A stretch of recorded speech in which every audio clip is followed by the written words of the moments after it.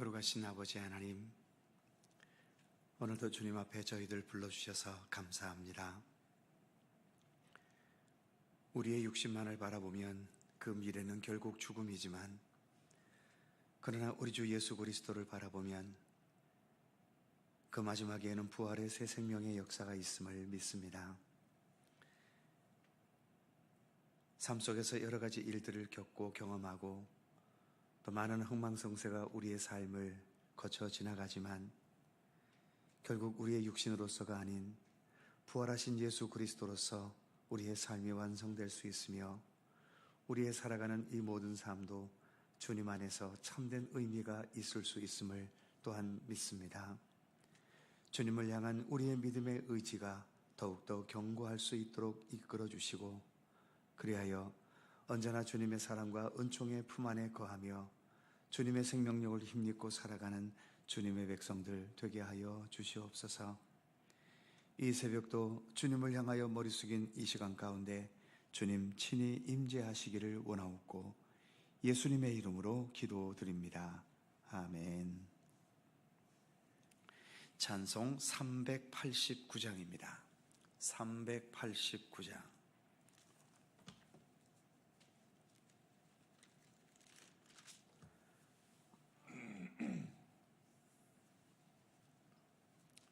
(389장) 함께 찬송합니다.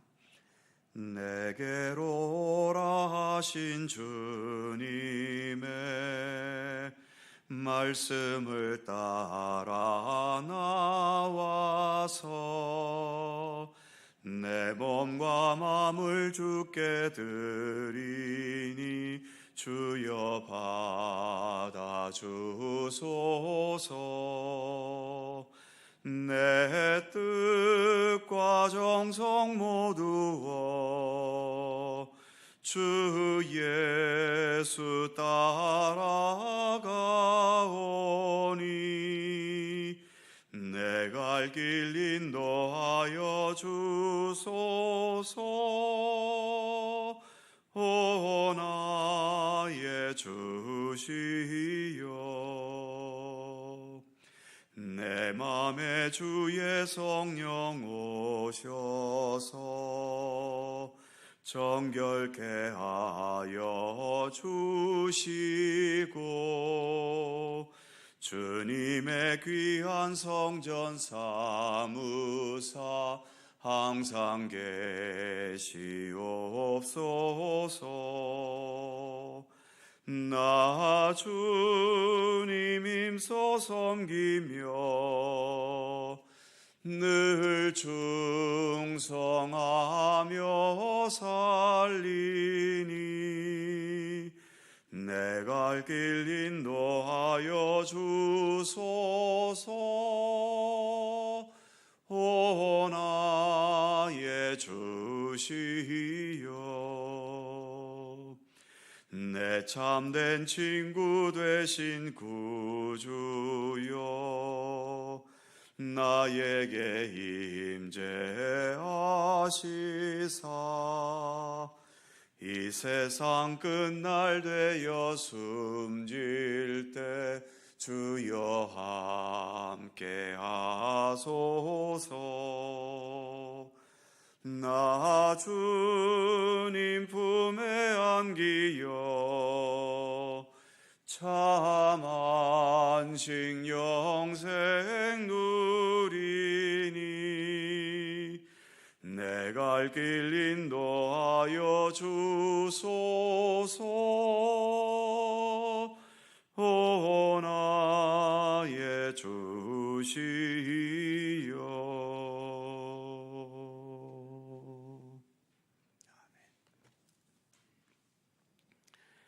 잠언 18장 15절입니다.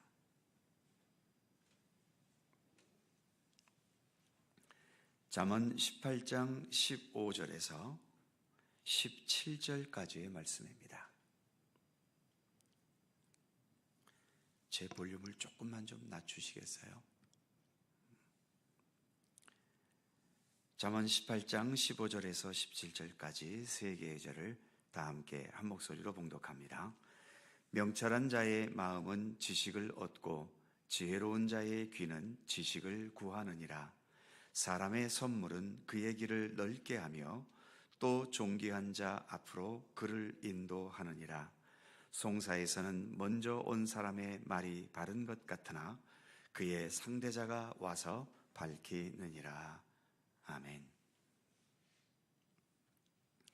15절 말씀을 다시 봅니다. 명철한 자의 마음은 지식을 얻고 지혜로운 자의 귀는 지식을 구하느니라. 명철한 자와 지혜로운 자, 그리고 지식을 얻고 지식을 구하는 것. 한마디로 명철과 지혜 있는 사람은 여전히 변함없이 마음과 귀를 동원하면서 더 많은 지혜와 올바른 지식을 얻고 구하기를 멈추지 않는다는 겁니다. 지혜로운 자와 명철한 자는 언제나 배움에 열려 있는 겸손함이 있다는 거지요. 남들보다 내가 더 많이 알고 남들보다 내가 더 지혜로우니까 난 이 정도면 돼. 이런 식으로 만족하기보다는 여전히 자신이 부족하고 더 성숙되어야 한다는 것을 인식하면서 여전히 겸손한 의지로 작은 것에서부터 큰 것에 이르기까지 더 배우고 알려는 노력을 계속하게 되는 겁니다. 보통 늙었다고 말할 때에 이것은 단지 육신의 나이만 가지고 할 수 있는 말은 아닌 거지요. 아무리 100세가 넘었다 하더라도 여전히 배움에 대한 겸손과 의지를 내려놓지 않았다면 아직도 그 마음은 젊은 기운이 살아있는 겁니다. 반면 아직 혈기왕성한 40, 50대라 하더라도 배움의 의지보다는 그동안 알고 있는 지식과 경험으로 대충 우려먹으려 한다면 이미 그것은 늙어버린 겁니다. 무엇보다 우리의 신앙생활, 이 자리에도 연세 드신 어르신들이 계신데 이렇게 날마다 새벽을 밝히며 하나님의 말씀을 듣고 배우려 하고 하나님을 더 알아가기 위해 힘쓰고 계신 것은 여러 성도님들의 나이와 상관없이 여러분들의 믿음은 아직도 젊으신 겁니다. 그러나 아무리 나이가 젊고 세상 지식을 많이 안다 하더라도 하나님에 대한 지식과 그리고 지혜가 더 필요함을 인식하지 않고 대충 지금의 신앙 수준으로 연명해 가려 하는 것은 이미 신앙적으로는 늙어버린 거죠. 잠언의 말씀대로라면 명철의 길이 아니라 미련한 자의 길을 가고 있는 것일 뿐입니다. 오늘도 이처럼 하나님을 향한 지혜의 자리, 하나님을 더 배우기 위한 이 자리, 이 새벽 시간에 이렇게 오셨으니 참 잘하셨습니다. 내 육체와 믿음의 의지가 허락되는 한 끝까지 하나님을 더 배우고 하나님에 대해 더 깨달아가는 지혜와 명철의 길을 성실히 걸어가실 수 있기를 바랍니다. 16절 말씀을 보지요. 사람의 선물은 그의 길을 넓게 하며 또 존귀한 자 앞으로 그를 인도하느니라. 이 말씀은 좀 복잡합니다. 선물이라는 말 속에는 긍정적인 뜻과 부정적인 뜻이 함께 들어있기 때문이죠. 그래서 학자에 따라서 긍정적으로 좋은 선물, 진실한 선물은 선물하는 사람의 삶의 지경을 넓혀주고 또 새로운 곳으로 나아가게 한다고 해석하기도 하고, 반대로 이 선물을 뇌물로 보아서 뇌물로 인해 나타나는 현실을 그대로 말해주고 있다고 합니다. 즉, 뇌물은 막혀있던 사람에게 그 길을 열어주는 데 작용하기도 하고, 내가 내 힘만으로는 높은 사람을 도저히 만날 수 없을 때 뇌물은 본문의 표현처럼 내 힘으로 다가설 수 없는 존귀한 자 앞으로 나를 인도해 준다는 거죠.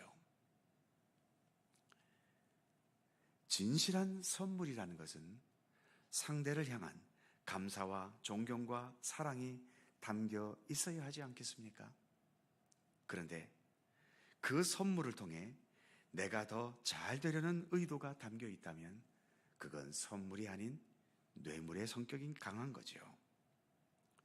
뇌물은 사회의 질서와 가치관을 어지럽힙니다. 나는 뇌물을 씀으로 인해서 성공할지 모르지만 세상은 내가 성공한 것 그 이상으로 망가져버리고 타락돼버리고 마는 거죠. 반면 진실한 선물은 나에게 다가오는 대가는 현실적으로 없더라도 우리의 삶의 분위기를 아름답고 평화롭고 또 화기애애하게 만들어줍니다. 문제는 지금 우리가 하나님을 향한 믿음의 길을 가고 있는데 우리의 이 믿음은 진실한 선물의 성격인가요?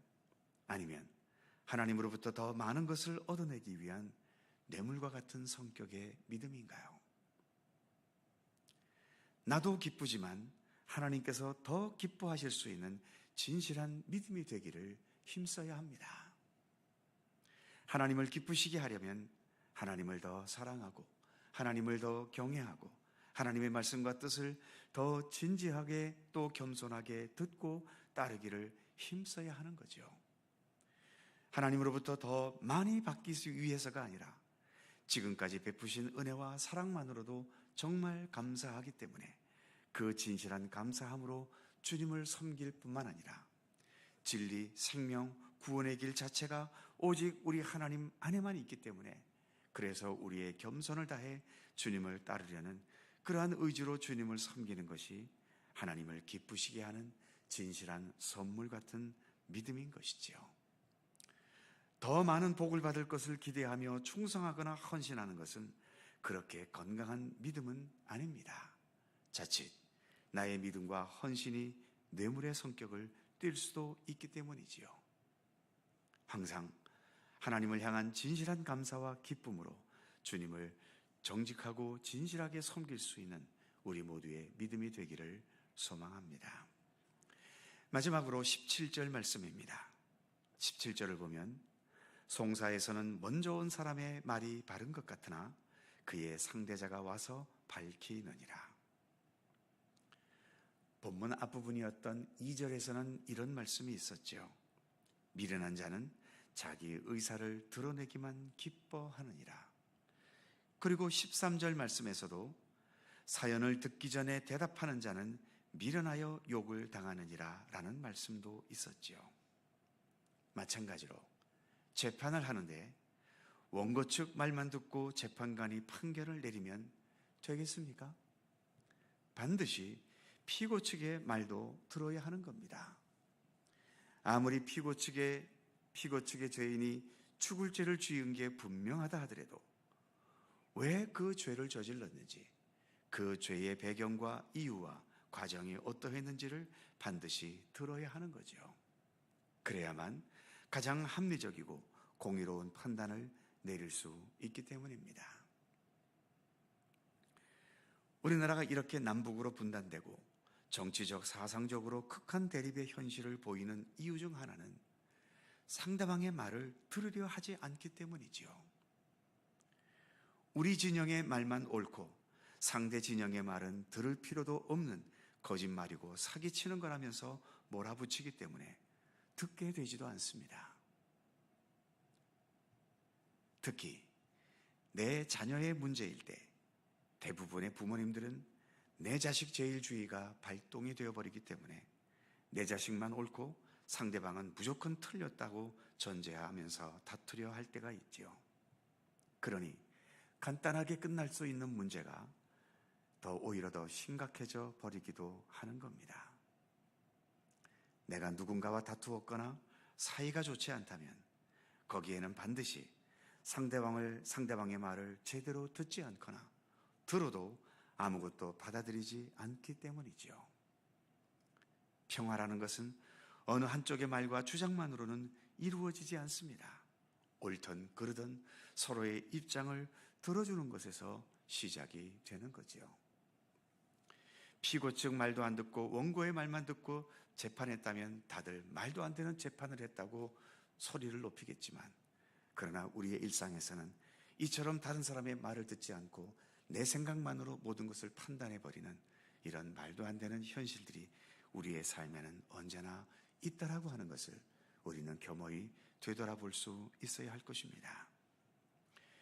우리가 주님께 드리는 주일 예배 중에는 고백의 기도가 있지요. 그리고 우리 각자도 회개의 기도를 하나님께 드립니다. 좋지도 않은 죄를 고백하는 건데 하늘에 계신 높으신 거룩하신 하나님께서 인간들의 이런 시시콜콜하고 더러운 죄악에 대해서 들으셔야 하겠습니까? 그런데도 하나님께서는 모든 고백을 다 들어주시지 않습니까? 그래서 하나님과 우리 사이가 이처럼 평화로울 수 있는 것이지요. 오늘도 주님의 아름다움을 더욱더 본받아가는 우리가 되어야 할 것입니다. 기도하겠습니다.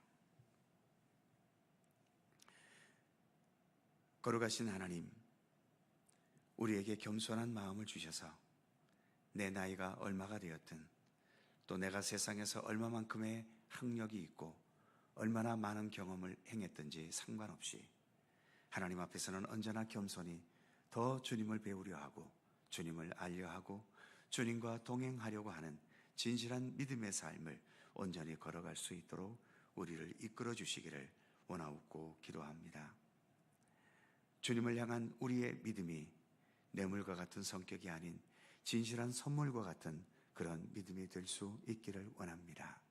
주님으로부터 뭔가를 더 받아내기 위해서가 아니라 이미 받은 것 자체로도 너무나 충만한 주님의 은총과 은혜이며 그러기에 더 주님께 감사하고 더 주님의 선한 백성으로 살아가려는 그러한 정직하고 진실한 믿음의 의지로 주님을 섬길 수 있는 우리의 참되고 진실한 믿음이 되도록 이끌어 주시기를 원하고 기도합니다.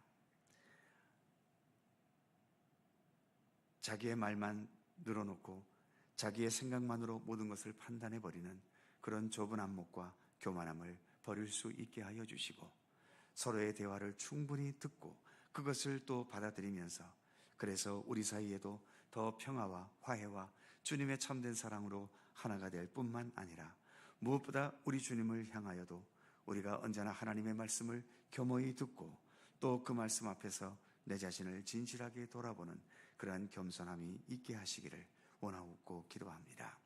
무엇보다도 우리 하나님께서는 우리의 모든 기도를 다 듣고 계시지 않습니까? 심지어는 우리가 죄를 저질러 부끄러운 것들까지도 주님께서는 그 모든 우리의 고백을 들으시며 때로는 우리가 무지하고 어리석어서 전혀 하나님의 뜻이 아닌 것을 주님 앞에 일방적으로 간구해도 주님은 그 모든 것도 다 들어주고 계시는 분 아닙니까? 우리에게도 좀 더 다른 사람의 말을 들어줄 수 있는 넉넉함과 여유로움과 따뜻한 마음이 우리에게 있게 하여 주시기를 원하고 기도합니다. 오늘도 잠언의 말씀을 통하여 주님의 지혜를 배워갈 수 있도록 함께해 주셔서 감사합니다. 더 많은 지혜를 배워가면서 더 성숙하고 하나님을 영화롭게 해드리는 하나님의 백성으로 한 걸음 더 나아갈 수 있도록 함께하여 주시옵소서.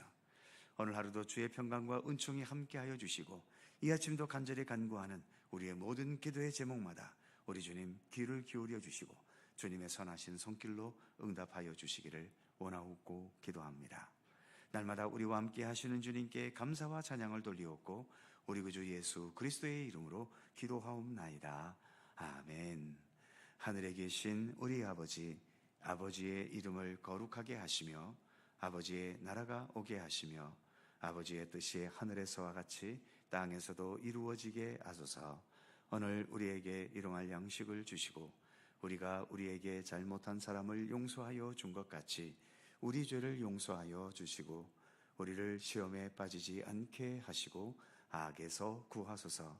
나라와 권능과 영광이 영원히 아버지의 것입니다. 아멘. 함께 기도하시고 자유롭게 돌아가시겠습니다.